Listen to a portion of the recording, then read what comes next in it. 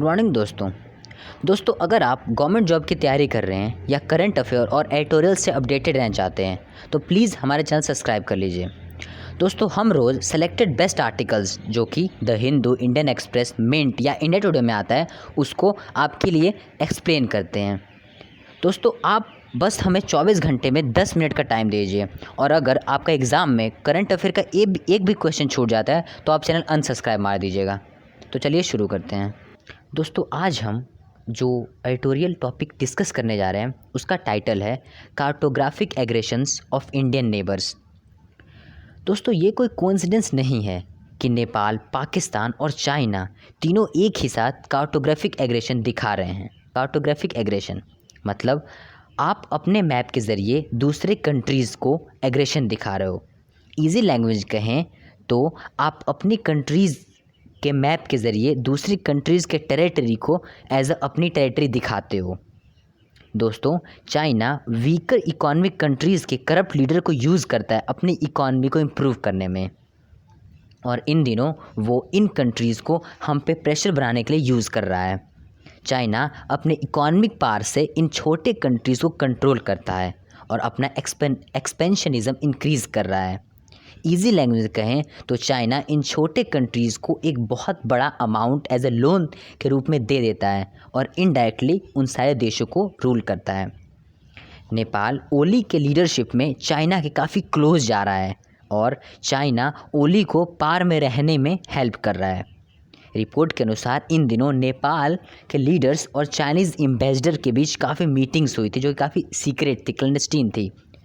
और 20 मई को नेपाल गवर्नमेंट ने अपना नया मैप लॉन्च कर दिया जिसमें उन्होंने उत्तराखंड में स्थित काला पानी को अपनी टेरिटरी के रूप में दिखाया।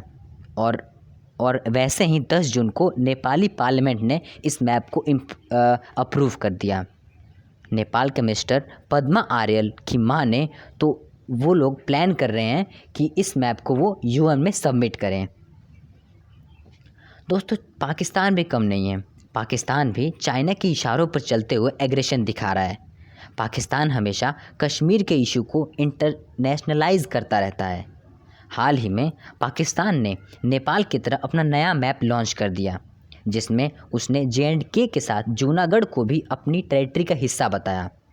पाकिस्तान के इस स्टेप के बाद ये बात तो क्लियर है दोस्तों कि चाइना इस स्टेप के ज़रिए हमको ये दिखाना चाहता है कि वो काराकोरम पास को भी एज अ कॉन्कर करेगा और उसको इसमें कोई ऑब्स्टेकल नहीं आएगी। चाइना और पाकिस्तान के बीच काफ़ी सीक्रेट मीटिंग्स हुई हैं जो कि गिलगिट और बल्तिस्तान में हुई हैं इन कुछ दिनों में। दोस्तों पाकिस्तान चाइना के डेट ट्रैप में फंसते चला जा रहा है। दोस्तों पाकिस्तान का जो मेन रेलवे लाइन प्रोजेक्ट है उसको पूरी तरीके से फाइनेंस चाइना कर रहा है जिसकी कॉस्ट $6.8 बिलियन की है। $6.8 बिलियन चाइना पाकिस्तान को लोन के रूप में दे तो रहा है, मगर दोस्तों हम सब जानते हैं कि पाकिस्तान की इतनी इकॉनमी ख़राब है कि वो टाइम रहते इस लोन को रीपे नहीं कर पाएगा। As a result China Pakistan के सारे major projects as well as बहुत सारे लैंड एज ए लीज़ के रूप में ले लेगा।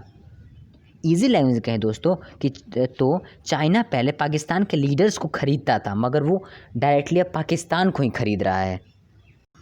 दोस्तों चाइना का प्लान सिर्फ कार्टोग्राफिक एग्रेशन तक ही सीमित नहीं है, वो पाकिस्तान की आर्मी को इंडिया पर प्रेशर बनाने के लिए भी यूज़ कर रहा है।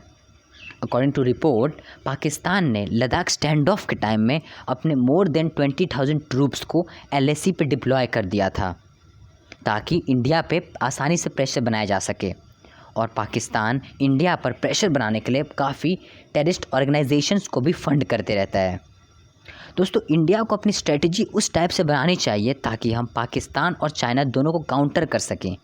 हमें पाकिस्तान के official soldiers as well as unofficial soldier जिसको हम लोग टेररिस्ट बोलते हैं उनको ध्यान में रख कर स्ट्रेटजी बनानी चाहिए। हमें इन चीज़ों को काउंटर करने के लिए डिप्लोमेटिक रिलेशंस का भी सहारा लेना चाहिए। हमें दोस्तों हमें इन सब के अलावा कश्मीर में पॉलिटिकल प्रोसेस को भी शुरू करने के बारे में सोचना चाहिए। दोस्तों पिछले एक सालों में कश्मीरी यूथ की हालत काफ़ी अच्छी हो गई है। उनका एक बहुत बड़ा परसेंटेज आज की डेट में हायर एजुकेशन परस्यू कर रहा है और वेरियस सेक्टर्स में अक्रॉस द कंट्री जॉब कर रहा है। पॉलिटिकल पर्सन को एलजी लेफ्टिनेंट गवर्नर एलजी के पोस्ट पर रखने का जो गवर्नमेंट का डिसीजन है काफ़ी अच्छा है, ताकि JNK में पॉलिटिकल प्रोसेस रिवाइव हो सके।